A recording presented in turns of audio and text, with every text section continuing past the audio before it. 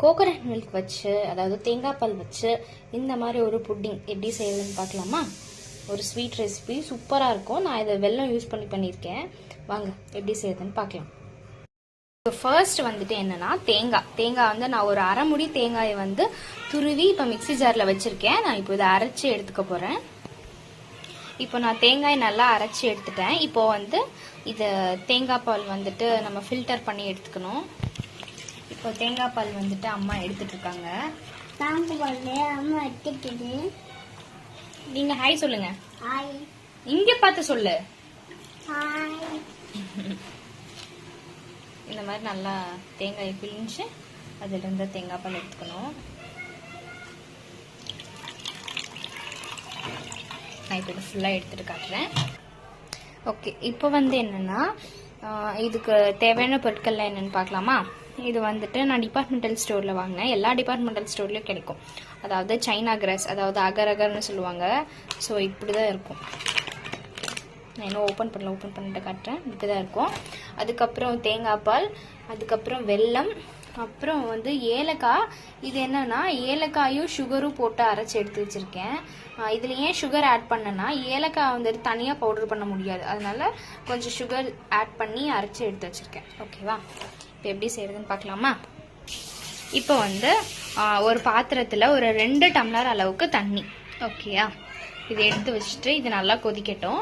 கொதிச்சதுக்கு அப்புறம் நம்ம எடுத்து வச்சிருக்க அந்த இது இங்க இருக்கு, நம்ம எடுத்து வச்சிருக்க இந்த அகர் அகர் இருக்கு இல்லையா, இதை வந்து அதில் போடணும். இப்போ தண்ணி நல்லா கொதிக்க ஆரம்பிச்சிருச்சு. இதில் 5 grams of agar agar add பண்ணிட்டு இது கொஞ்சம் கொஞ்சமாக மெல்ட் ஆகும். மெல்ட் ஆனதுக்கப்புறம் என்ன பண்ணுறதுன்னு பார்க்கலாம். இப்போ இது நல்லா மெல்ட் ஆகும். மெல்ட் ஆகிற வரைக்கும் வந்துட்டு கொஞ்சம் கிண்டி கொடுத்துட்டே இருங்க, இல்லைன்னா அடியில் வந்து அடிப்பிடிச்சிரும். இது நல்லா மெல்ட் ஆகி வந்ததுக்கு அப்புறம் நம்ம வந்து வெல்லம் எடுத்திருக்கோம், அதை சேர்த்திடணும். நீங்க வெல்லம் இல்லைன்னா சுகர் கூட ஆட் பண்ணலாம். இப்போ இது நல்லா மெல்ட் ஆயிடுச்சு.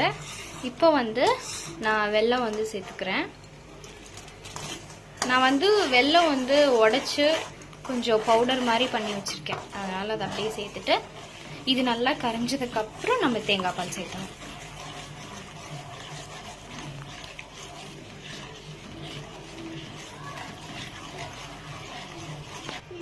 இப்போ இந்த வெல்லம் வந்து நல்லா சுண்டிடுச்சு. அதான் சுண்டிடுச்சு இல்ல, நல்லா வந்து மெல்ட் ஆயிடுச்சு. இப்போ இந்த டைம்ல வந்துட்டு இந்த ஏலக்காவும் அதுக்கப்புறம் ஏலக்காய் போட்டு அரைச்சி வச்சிருக்கோம்ல இந்த சுகர் பவுடர், அதையும் சேர்த்துக்கலாம்.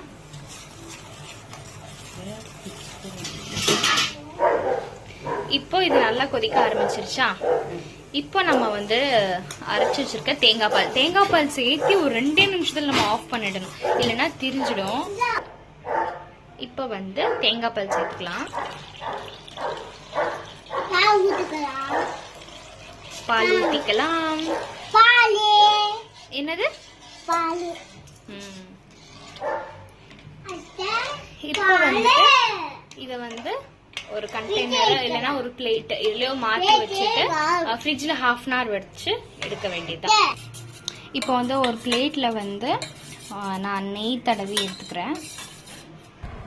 இப்போ நம்ம எடுத்து வச்சிருக்க பிளேட்ல வந்துட்டு நம்ம இங்க வச்சிருக்கோம் இல்லையா, இதை வந்து ஊத்திடலாம்.